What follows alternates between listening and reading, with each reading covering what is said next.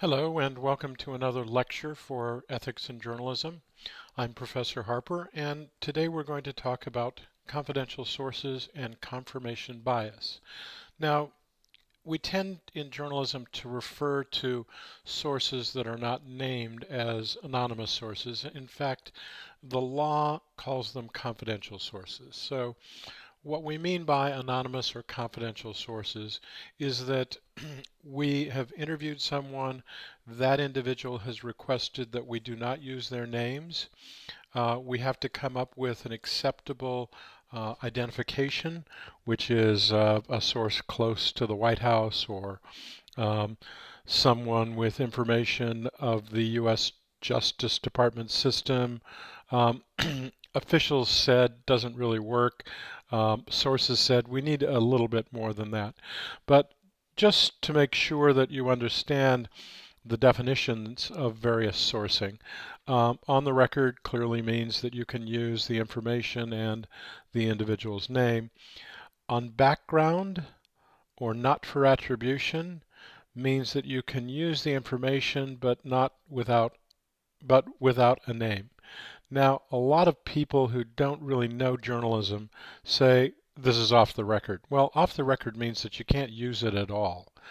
Often what they mean is that they don't want their names to be used. So make sure that you have the distinction between off the record, which means no use at all, and background, which means you can use the information but not with a name. So there are legal considerations when it comes to anonymous or confidential sources, which you'll look at in law or already have. And essentially, um, all confidential sourcing with journalists is not protected. There are some protections, but it's called a qualified privilege, which is different from a full privilege or absolute privilege of information given to a doctor, a lawyer, or a clergy person.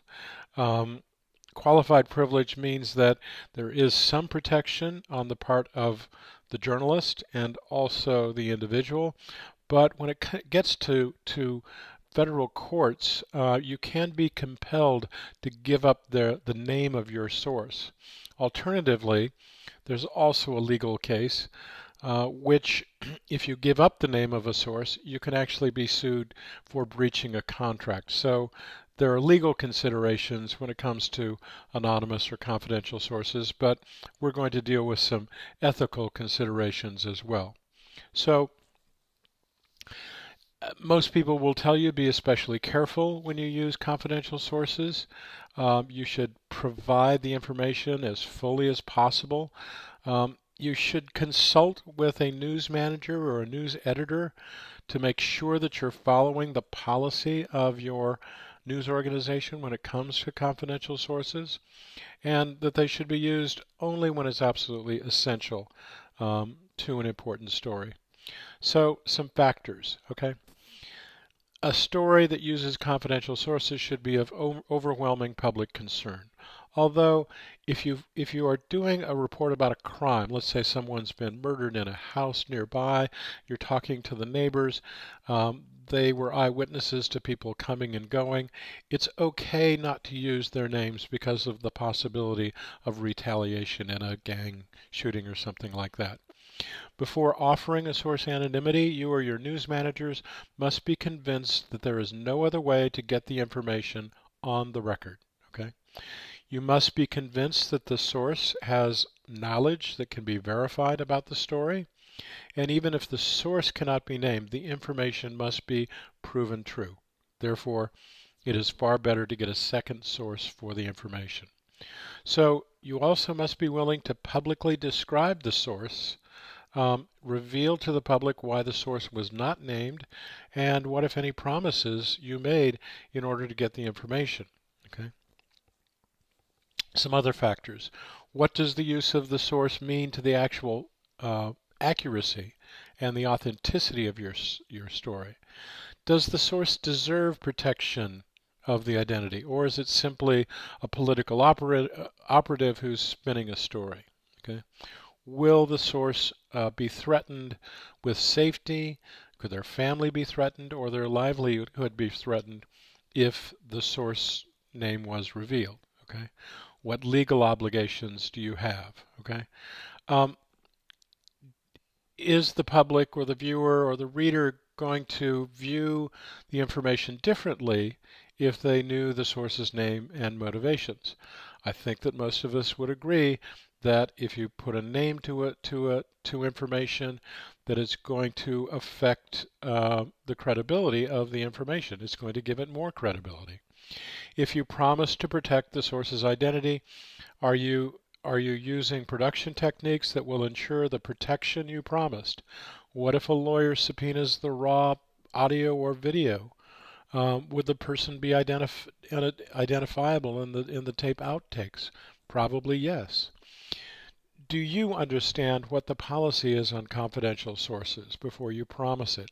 I've run into a number of cases where I've been an expert witness and the people have been charged with had been accused of libel, and they didn't know what the confidential sourcing rules and regulations of their news organization were, and it affected them quite badly. Okay, so sourcing, it's important. There are ethical as well as legal considerations, and you need to know both before you use confidential or anonymous sources. I'd like to turn to something else that is akin when it comes to sourcing, and that's known as confirmation bias. And the Rolling Stone story that we see in the readings is a classic example of confirmation bias. The writer, the reporter here, thought that college campuses were covering up the number of rape cases. She found a classic case, she thought, at the University of Virginia. Um, and she didn't let the facts stand in the way of a good story. She essentially went with a single source. That source had a lot of problems in terms of her truthfulness, and it also played into exactly what the reporter thought the story should be. Now, it may very well be, and it probably is, that a number of colleges and universities are not dealing with rape allegations effectively. But it makes it even more difficult when you go with a story that demonstrates that your source is providing bad information. Okay, and confirmation bias also plays into what we think and how we analyze things in our normal daily lives. So it's the tendency to search for, interpret, favor, and recall information in a way that confirms your own pre-existing beliefs or hypotheses. Okay? People display this bias when they gather or remember information selectively or when they interpret it in a biased way. Okay, the classic example is that something happens to you or to me, and that may not be representative of the situation, of the facts in a more general way. We may be the exception to the rule.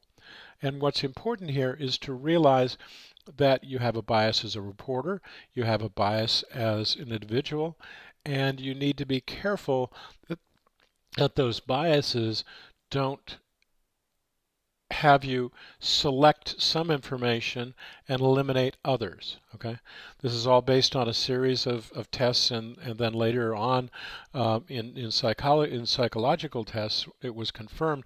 But it also has to do with scientific data. So we tend to think of scientists as being very careful in collecting their data, when in fact scientists have been shown that they will select the data that will in fact undergird their hypothesis. Okay, so that in our personal lives, we may support President Trump, we may not support President Trump, but what we tend to do is we tend to cherry pick information that will support our analysis and our observation.